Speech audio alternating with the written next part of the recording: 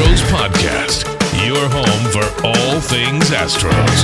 With your hosts, sports writer Jeff Balke and Astros broadcaster and former third baseman Jeff Bleav.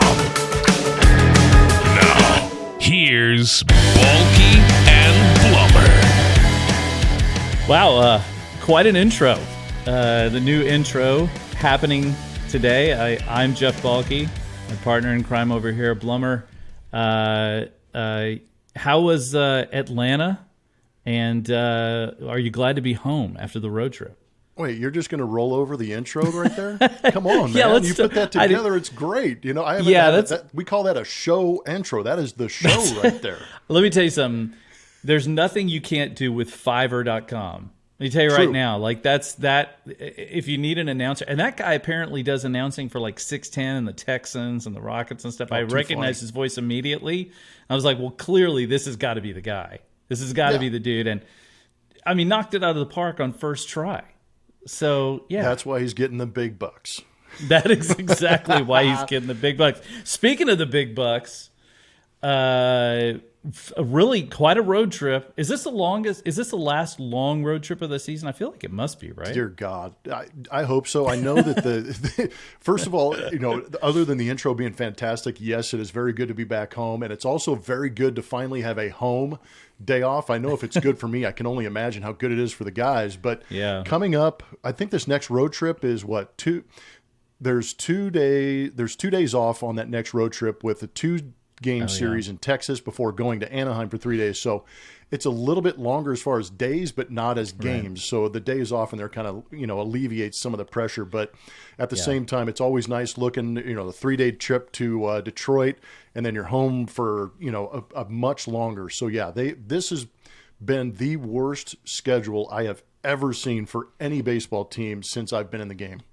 Yeah, it's been unbelievable. I mean, and I imagine, are the 2 days off in Dallas or are they in Los Angeles? Makes a difference. Yeah. Well, they're doing something different this trip. They're actually flying out the Sunday after the Baltimore game, and they're going to have the day off in Dallas, a full day off in Dallas. And then they're going to fly to Anaheim after that day game on Wednesday in Texas, and then they're going to have a full day off in Anaheim too. So it's kind of nice. You don't want to have those travel days. Sometimes those travel days can be a little interrupted. I know it's a quick trip to Dallas, but if you can have that full day off, you can actually, if these guys choose to, they've got the resources to fly the family out, have them hang out with them wherever we're staying, and have that full day off with the family. Because I know that's what's important to these guys when they get back home and have off days in Houston. It's actually kind of unplugging from that baseball family and plugging back into the family.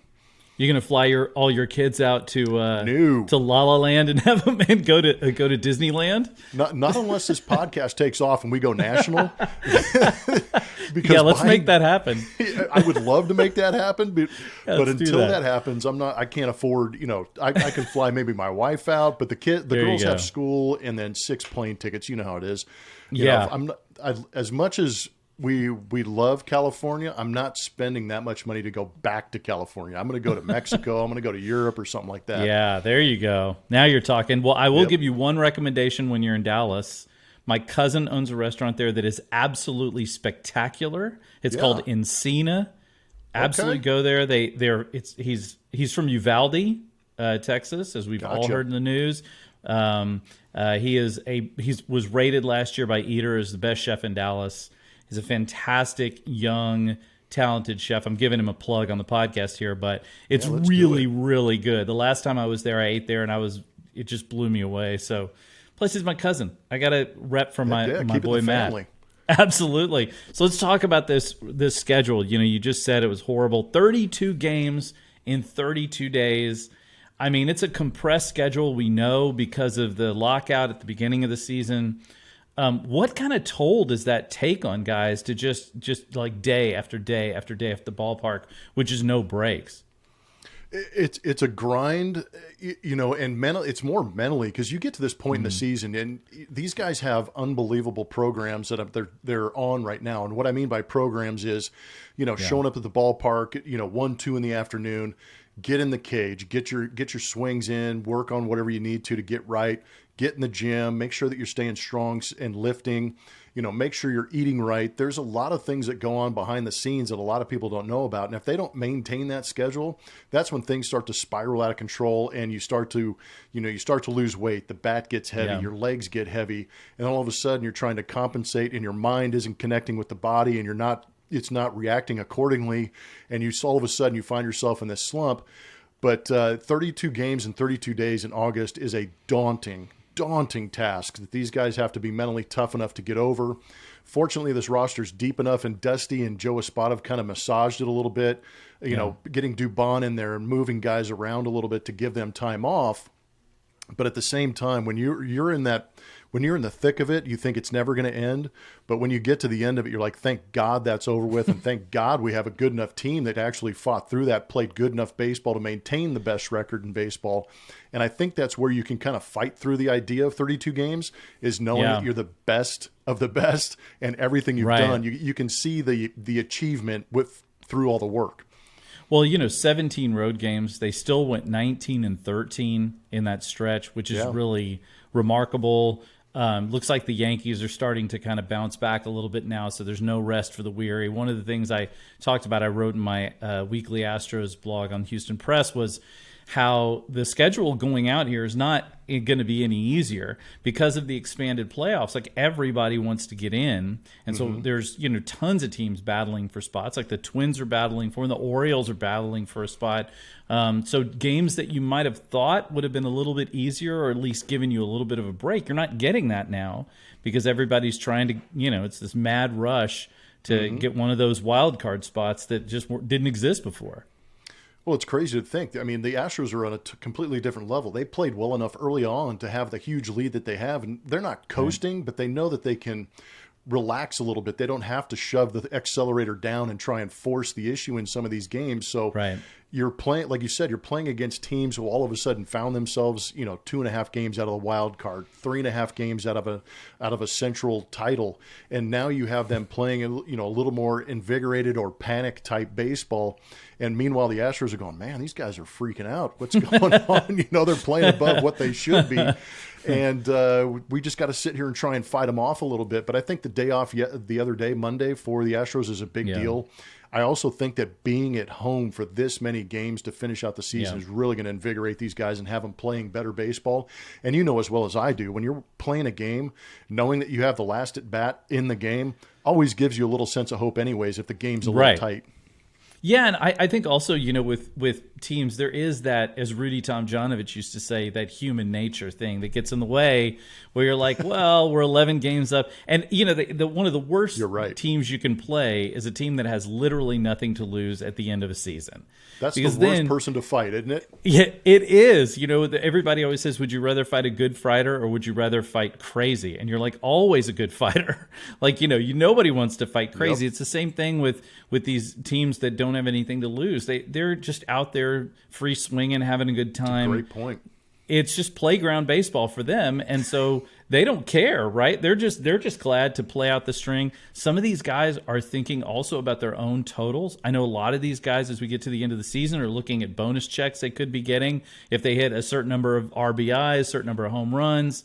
So that's got to be playing in the mind of some of these guys who aren't on playoff teams. So everybody's out there, and these are all professionals. It's not like we're not out here watching a bunch of little leaguers. No offense to the Little League World Series going on right now and the Pearland kids, but these are all big boys, and they know what they're supposed to be doing out there.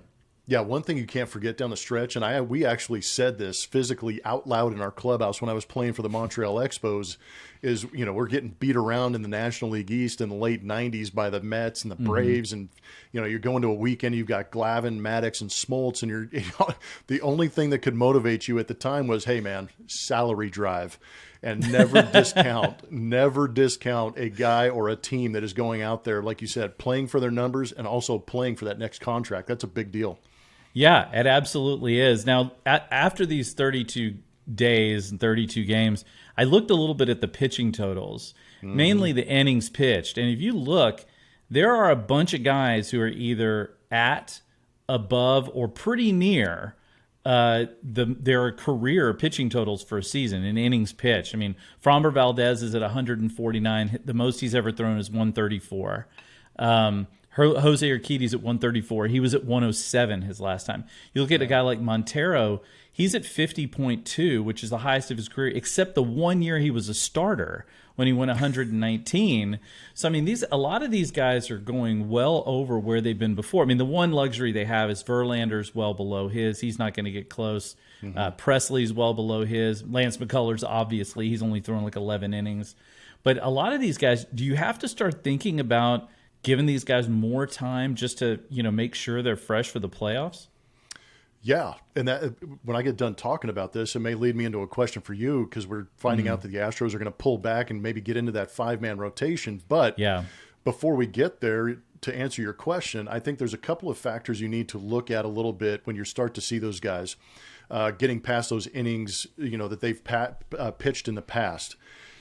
Number one, eventually you got to break through that ceiling and find a new ceiling. So these guys are really doing a good job of pushing through there. I like the fact that they've actually been in that 6-man rotation and they haven't exactly met that threshold maybe before the All-Star break or at the All-Star break. It's in the middle of late August. So you've kind of pushed that back a little bit. And then you have to start to look at what the performance is telling you, because you can watch what a guy is doing during the game and watch what he's done in the last 3 or 4 starts. And you can take 2 guys, for instance, Jose Urquidy, his last 10 starts, that dude has been phenomenal. And he looked very strong. Unreal. Yeah, he's been unreal. He's been great against good competition, pitched phenomenal against the Atlanta Braves. And then let's take Luis Garcia, for example. He looks to be fatigued a little bit. He does. And his numbers haven't been as great. So with them coming back to a 5-man rotation after we found out with Justin Verlander coming out after 91 pitches and they're going to kind of reset the rotation, do you like the idea? I know that days off come into play. And, where do they make the adjustments? That's where you can start to rotate maybe a couple of guys at the back end of the rotation, I think, to, suppress some of those innings and save them for later in the October run. Yeah, I think to me it feels like when you look at a guy like Verlander, the main thing to me is not necessarily cutting down on his innings. To me, it's watching pitch counts. Because that's a guy that you just don't. It's not necessarily that he's going to tire so much as I worry about when you do start to get tired. He's a guy that throws harder, as we've talked about. The longer his outings go, he seems to throw harder. He's hitting 99 miles an hour, 98 miles an hour in like the 7th inning after he's already thrown 95 pitches or whatever. And so that you have to start thinking about, okay, do we want this guy? Like I don't know if you saw the clip of him in the bullpen talking to some of the younger guys, and they're like, hey, you came out, he had a no-hitter on the line, and he's like, and he points to his elbow. He's like, I'm worried about this. I'm worried about, I'm not worried about, a no-hitter. Picture, right? Exactly. Yeah. And I feel like that's a guy that, he knows himself. Some of these younger guys, like you said, Urquidy, my goodness. I mean, he and Christian Javier have been really revelations this year. Just so consistently good and so many quality starts. I saw that. You guys said that on the broadcast. 7 starting pitchers. 7 starting pitchers. I don't think the Astros have ever thrown 7 starting pitchers in an entire season. That's just insane. Yeah. That's a credit. It's such a team effort to have something like that happen.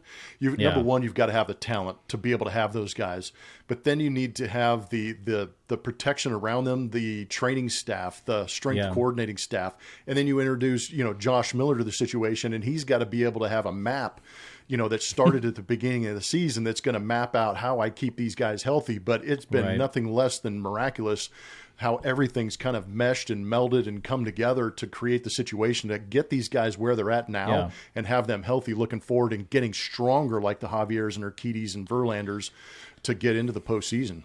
Yeah, I also look at when it comes to like the hitting, we start looking at that too, because you do see some guys going in sort of different directions. I mean, Jordan is like, I think you made a really good point on the broadcast of like, he goes in there and every time you're expecting fireworks, but the guy's just becoming a really good hitter. Like he's hitting the other direction. He's hitting balls that he used to not be able to get to, especially those pitches on the outside. They try to pitch him on the outer third of the plate, and now he's just reaching out there and doinking it out in the outfield for a single. and with his power, oftentimes for a double. And, that's a guy who he's adjusted. And of course, we all want to, what do they say? Chicks dig the long ball. We all want to see it. Yeah. But when the guy he's turning into Yordan Alvarez, professional hitter. And I'm not sure anyone would have expected that. No, when he flashed onto the scene in 2019, we were like, wow, this guy's unbelievable, because all of his numbers in AAA translated to the big leagues and then some. And he created such a high bar for himself that you're wondering, how is he going to be able to keep pace with that? And here we are. He's healthy in 2022.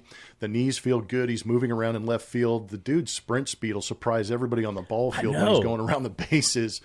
But the fact that he gets himself in a situation with runners at first and second, or a runner at third base, or a runner at second base, and and I've noticed this throughout the course of my career, not just on the field, but also in the broadcast booth, high production guys and what I mean by that is guys who drive in runs. Those are the production guys for me. Yes, they're going to clip the home run and hit the 3-run jack, and everybody loves it. But it's what happens in between every one of those 2-3-run home runs. They've got to go out there and hit the sac fly. They've got to go out there and get the base hit up the middle, or take what's given to them, like you're talking about with pitches on the outside corner. And that's where Yordan, for me, has really matured at such a young age, is saying, look, the guy on the mound is a really good pitcher. He's going to throw his best stuff at me. I'm not going to be able to go out there, step on it, hit it 450 feet, electrify the crowd. I've got to instead take this maybe running two-seamer about 94 miles an hour on the outside corner and just kind of punish it the other way, take the base hit, and keep the line moving for Bregman, for Tucker, and some of these guys behind me. That's where that maturity sets in, where you don't try and do too much. You try and do what you can. And, man, you're right, though. He's turning himself into a Barry Bonds-ish type player, where he can lay off some pitches, get the big hit like a Carlos Lee. I saw Carlos Lee shorten up all the time to drive in a run. But when the moment comes and he gets that mistake, El Caballo. But, Yordan, he'll have his moment. He'll start getting things going here down the stretch. You watch that month of September. He'll turn things around. Well, you can't avoid the zone all day on him, because he does have good plate discipline. You're going to have to throw something in the zone eventually, and when you do, he's gonna kill you for it. I tell you, let me ask you this question, because I see people on Twitter all the time talking about this, and I see a lot of people talking about the shift and all that, and they always say things like, "Well, guys just need to learn to hit the other way." And I always think to myself, well, that's got to be easier said than done. I mean, baseball is a game about how much failure you can endure. It's you're not going to be, and nobody hits 500 or better, so you're always going to lose when you're at the plate to some degree. I had unbelievable endurance. Nice. So what do you do? How do you explain to someone that, listen, you can't just swing at a ball and hit it against the shift? Because I assume also, and you can tell me if I'm wrong, but I'm assuming pitchers are throwing pitches as well that are going to make it harder to hit against the shift. If you're playing, you're going to throw pitches inside that they're going to try and pull. What is the sort of the geometry on that says, you can't just go out there and swing into the shift every single time? So to understand the shift, you've got to understand that the reason they're shifting is based on past history and projecting where you're going to hit that ball next. So you have to go back and look at the historical data. Now they're going back and not just looking at where you hit that baseball, they're looking at what pitch made you hit that baseball consistently in that spot. So it's a combination of, we're going to move my position players over here.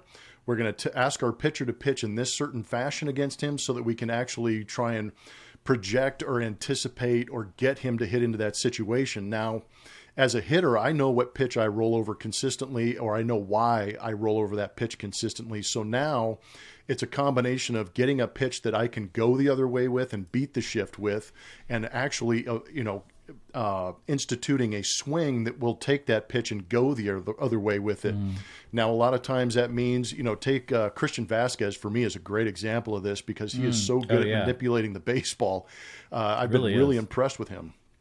He'll let the ball travel and get a little bit deeper. So a lot of ways to beat the shift, just to simplify things, let that ball get as deep as you can, because you know as well as I do, if I'm clipping the ball out in front, it's going to be to the pull side. But if I let it get a little bit deeper, my bat angle is kind of more directed towards that right side if I'm hitting right-handed, and I can hit that ball the other way. But it takes a lot of faith, a lot of trust, a lot of work to be able to do that. And then it's also recognizing the pitch that you can do that on, because if you're trying to do that on a slow breaking ball to the inside, you're going to have to take one of the uglier swings to try and manipulate it that way.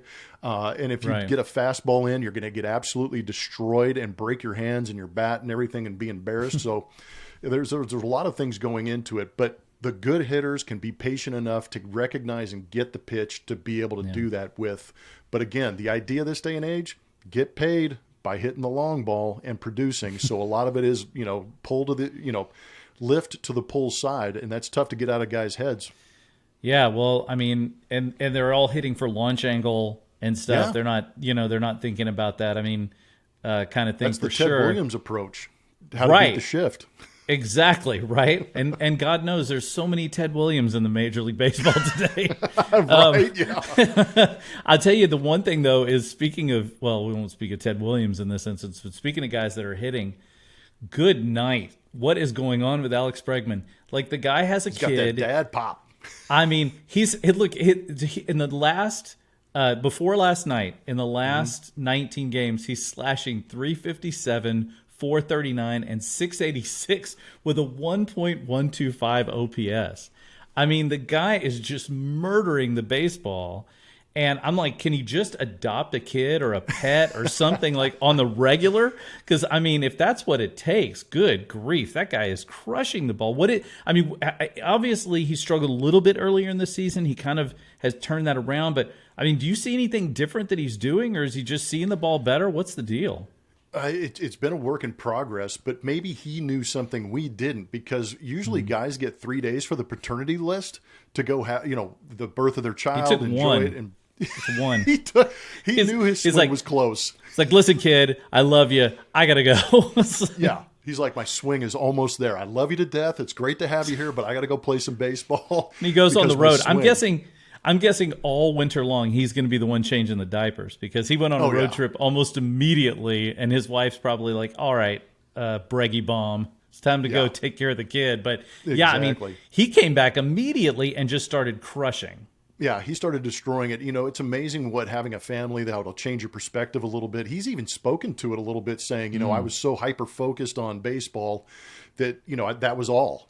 And now he's got a beautiful wife in Reagan. She's given birth to this great kid. They've got a whole new dynamic in the family. So now he can kind of separate things a little bit. And I think it's kind of refreshed his idea of what to do on the field. But this guy is he is a permanent workaholic. And I think it was Trey Mancini who talked about Alex's work ethic and how he's never seen anybody work as hard as Alex Bregman. And I think you're starting to reap the benefits of that.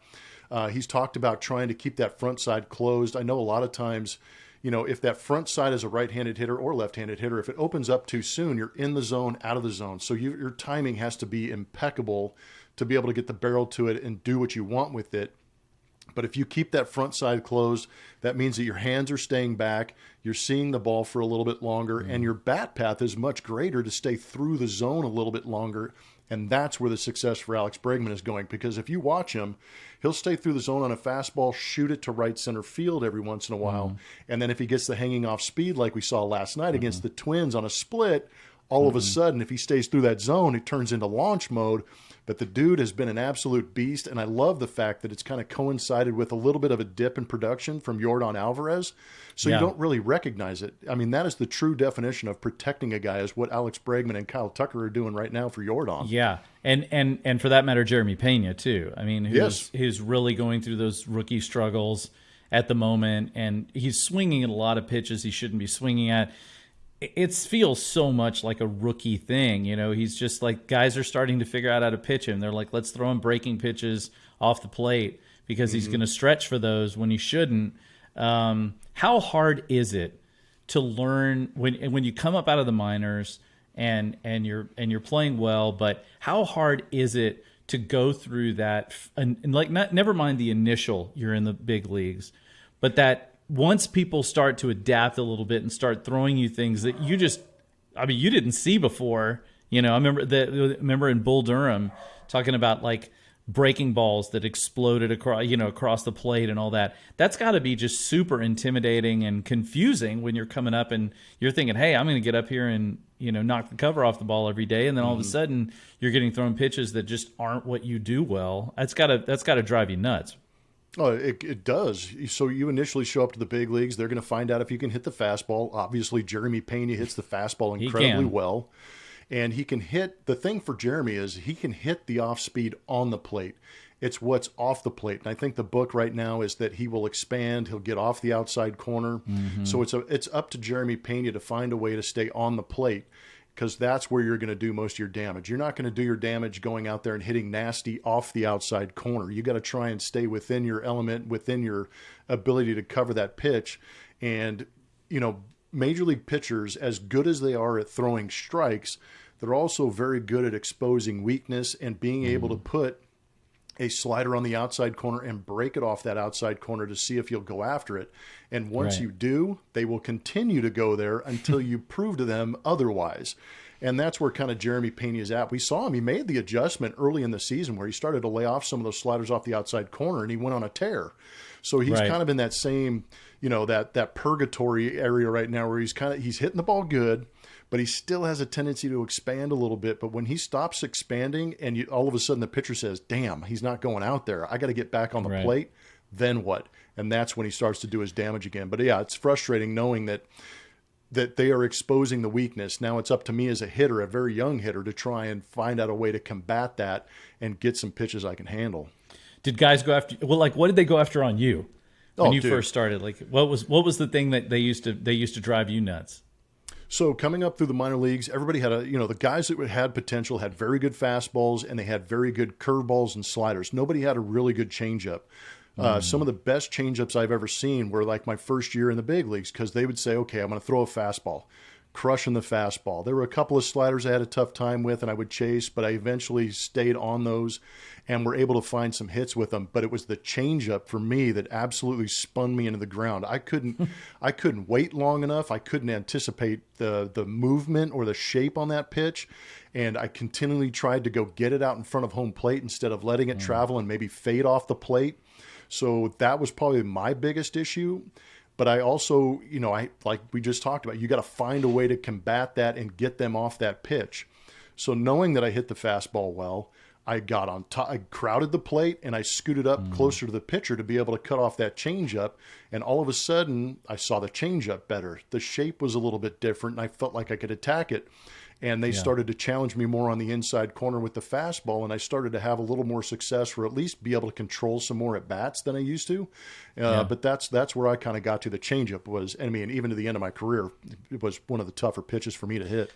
Well, I know the Astros and Joe Espada, they preach that don't swing at a pitch that you can't hit. Just wait for your pitch. Even if your pitch, you have to wait through a strike or two. Even if you see a pitch that's just not one you're going to hit, but it's in the zone, that's cool. Go ahead and let that go. Wait for your pitch. Sometimes that means you might not get up there and get every shot at it. Sometimes a pitcher's not going to throw you something you want, and you do your best. But that to me seems like a really obvious and logical approach, but it wasn't something that, I don't think it's something that people have done all through the major leagues. That it's always been a swing league. I've read some books about the history of it and, watched some stuff, and they say, they would say you can't sit up there with don't strike out with the bat on your shoulder, right? Mm-hmm. But a lot of times nowadays, that's the thing to do. You wait for a guy to make a mistake, or at least wait for a guy to throw you something in the zone that you can actually hit.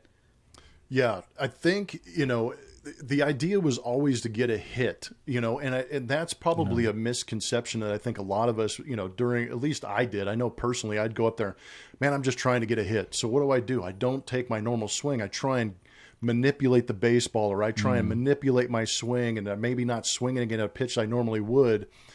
But I think the idea now, and when I had moments where I was really swinging the bat well, I was thinking, just get in a position to be able to be ready enough to hit the ball as hard as I possibly could. And I think what that did was it gave me the idea of being ready to hit, number one, but it also gave me the idea when I saw the pitch coming in to say, okay, slider in the dirt, I'm not going to crush that pitch. A changeup fading away from me, not a pitch I'm going to crush. So I'm going to be a little more patient, and hopefully I get a mistake, a hanging curveball or a fastball out over the plate. Then I can be in the position to go out there and put a good swing on it. But when you go up there with the idea of trying to get a hit, I think that's where you find yourself in a lot of trouble, instead of with the idea of just get ready to hit this ball as hard as I can. Yeah, well, what's it Darryl Royal said? Luck is when preparation meets opportunity, right? Just stand up there and wait for it and hopefully be ready. And speaking of being ready, like, I don't want to gush over the guy any more than we already have, but is Justin Verlander human?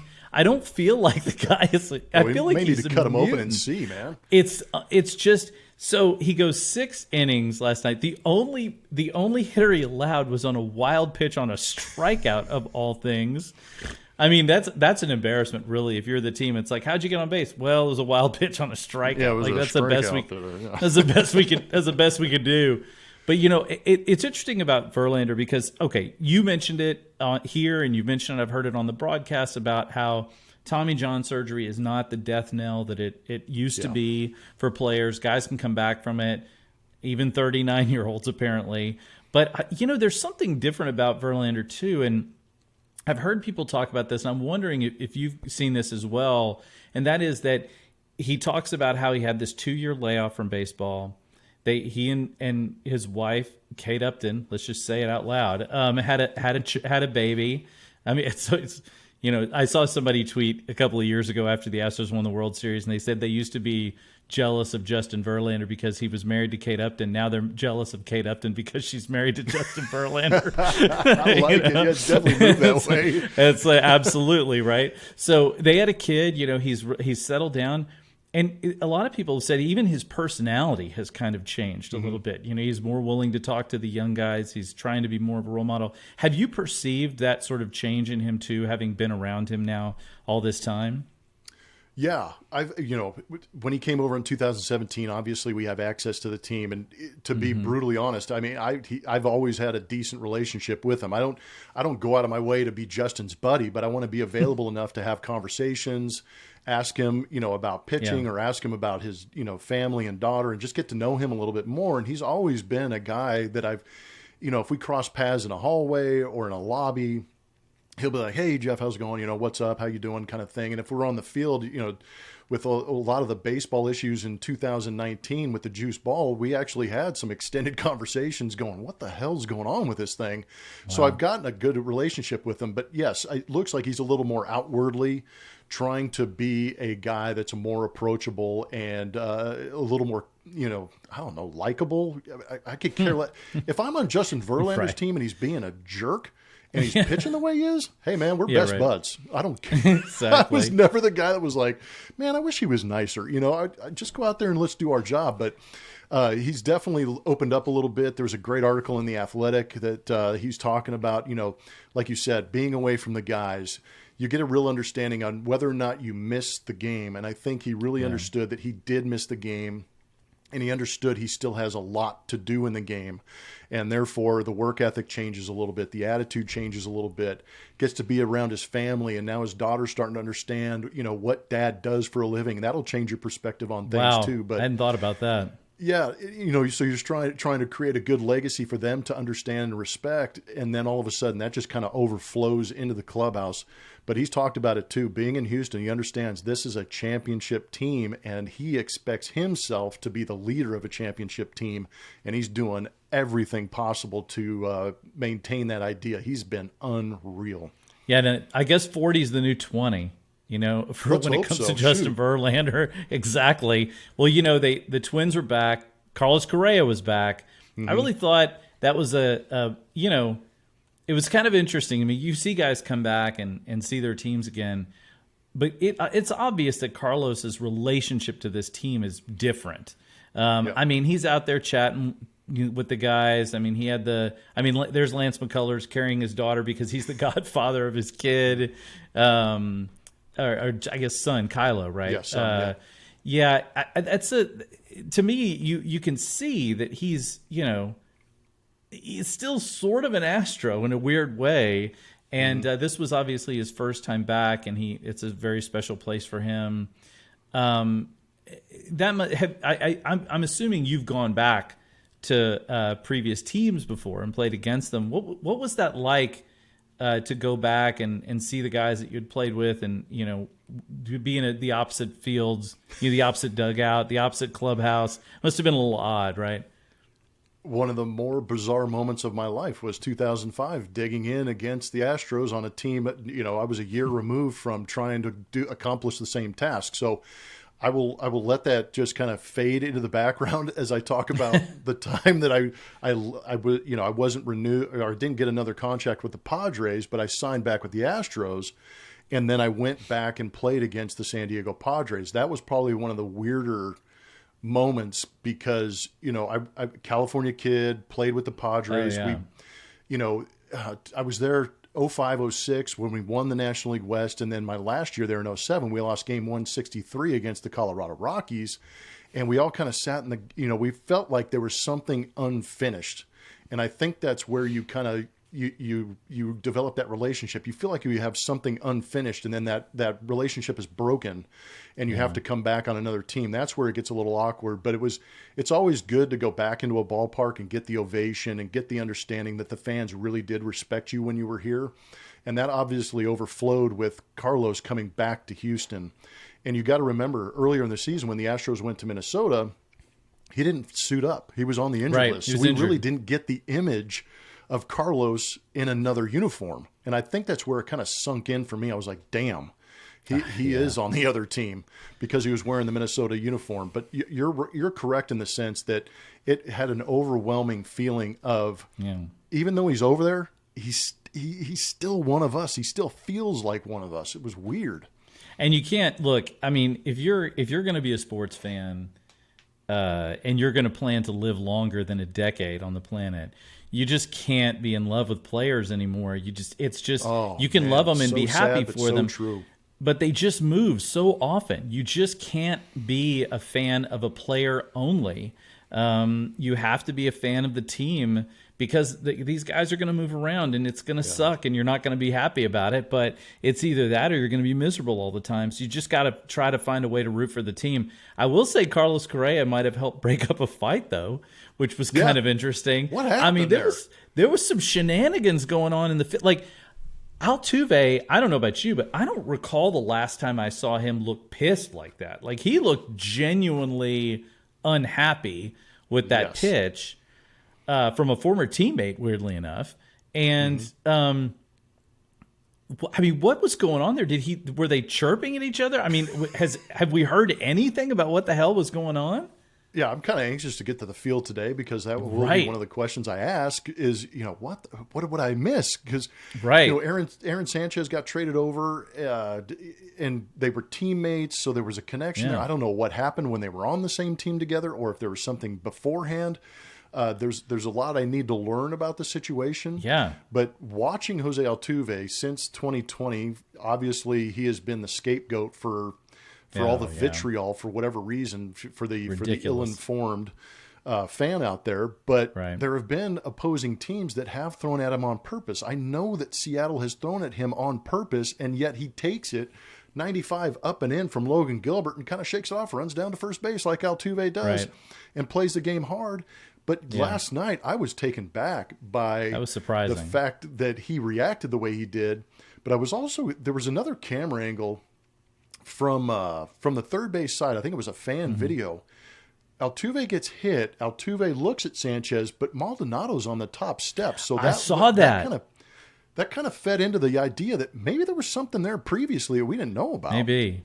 Yeah, because Maldonado, Maldonado's always coming in hot. You can forget about that, right? There's a reason that he's called Machete, and it goes beyond just his abilities behind the plate. That guy, you do not want to. You don't want to play with that guy at all. So yeah, when I saw that video, I thought, okay, well, this seems to me like then something else is going on. This isn't just some kind of one thing that just happened in that moment. And also just because Jose Altuve, that's just not his style, It's just not, he's just not like that. I mean, I remember being like pleasantly shocked and happy when his shirt came off after that one to sort of to prove that the whole stupid buzzer art thing. Oh my gosh. I mean, I hate conspiracy theories to begin with. I'm like, just come on. But when it comes to that kind of stuff, it drives me bonkers. Of course, now, I don't know if you saw, but Evan Drellich's book is coming out in February. It's going to go over... I mean, exactly. Please, enough. I'm done. I can't do it anymore. It's like... Yeah. And honestly, I get it. It's an important topic in baseball. But, I mean, we all know that this is something that has gone on in baseball for a long time. We all know that the Astros were not alone. The Astros were kind of, unfortunately, not smart enough to not get caught. And, of course, Jeff Luhnow, you can look back now and say, okay, the guy obviously acted a bit like a jerk. He probably behaved in a way that wasn't super appropriate. But, he was doing it because he wanted to win. And that's what happens when you get into competitive situations. So, yeah, but with Altuve, that guy, you just feel like after a while, how do you keep taking it? How do you keep taking that over? I mean, I'll admit that the blow-up trash cans on the field were pretty funny. Those were pretty good. I'll give fans credit for that one. That was not bad. But just, I mean, the vitriol, like you said, towards these guys, it's just unbelievable. And it's just like, look, man, it's been 5 years. Like, can we just move on? It's clear nobody's cheating now, so let's just let it go, as Frozen might say. Yeah, exactly, as Elsa would say. You have daughters. I know I just too much. I just wonder, how, like, do you think this gets to these guys at this point, or do you think they've just gotten to the point where they're thick-skinned enough, they're just like, whatever? Yeah, I think they're thick-skinned enough. I don't know how, but I mean, I'm in the booth, and this is our first season of getting out there and traveling and being around these guys, and everything that we heard for the last 2 years was through my headset or was through a TV screen, and it wasn't, I wasn't there. It was personal, but it wasn't physical. It wasn't visceral. Now that we're in the situation, and now I get to hear it firsthand, and you hear some of the comments, and it comes through so loud and clear, and you're going, man, how do you get to the point where you say that to another human being, no matter what they've done to you, unless they've taken one of your firstborn? But that's where we're at, and that's where they're at. But I almost feel like watching them being able to perform under those circumstances, it's almost as if it's a badge of honor for these guys to know that they're that hated, yet they still go out there and produce. It's unbelievable. There's definitely been a bit of that it seems like that, like, okay, go ahead and hate us, and we'll just feed off of that. I mean, that's interesting for you to hear you say that you've heard the comments directly, and some of them are really awful. Fans, it is short for fanatic. There is always an element of fans who are going to be awful, who are going to do things like the wave. Sorry, I had to throw that in there. Sorry, that was just personal opinion. But no, there are going to be fans who are going to say really awful things, and it's and it's fine to be funny. It's fine to be creative, have some creative. Fun, yes. Yeah, like I said, the blow up trash cans, very clever. Kind of fun. But I am always shocked when I hear, and I've talked to former players in different sports who say some of the stuff that people would say to them because they bought a ticket. It's remarkable, and I thought that only happened in Philadelphia, but I thought they were the only ones that threw batteries at Santa Claus. But my goodness, some of the stuff they say. So I can't even imagine what the Astros must have taken. Yeah, and they could probably write one gnarly book about it. But that's one thing I really kind of I've actually never asked one of those guys about what it feels like. I just constantly go down there and just try and keep it as routine and as normal as I possibly can, because the last thing I want to do is be in that category of, oh man, did you hear that guy booing? They hear it. I mean, everybody hears it, and you just.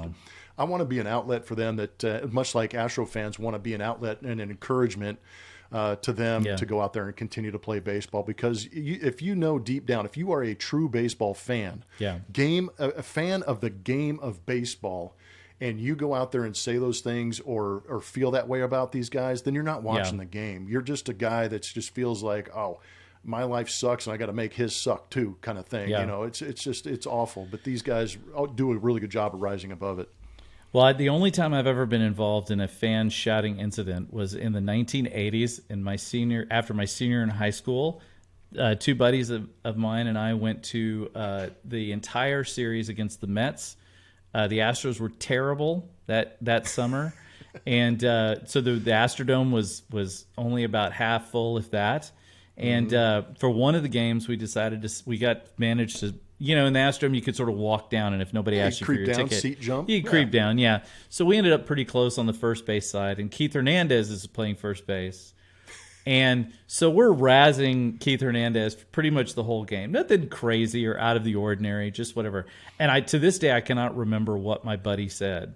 I do remember it was something just outrageous, and he said something, and I remember Keith Hernandez, it was like in between pitches, he literally turned around and looked up at the stands and goes, really? Like and I remember it was that bad. He's like, I remember thinking, wow, man, the guy from New York just turned around and the guy just said, really? He just kind of looked like, really? And then he just sort of shook his head and laughed, and I remember thinking, okay, that's sort of summer has been made. And it wasn't awful. It was just weird. I remember thinking at the time, like, it didn't even make sense. And I think that's what Hernandez was responding to. It just was so bizarre. He was just like, what the hell was that? Hilarious.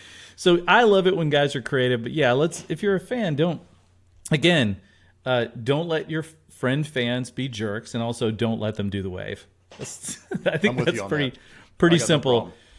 All right, well, Blummer, rest of the Twin Series. When's your next road trip? Is it the Dallas and then Anaheim? Is that coming up? Yeah, at the end of this week.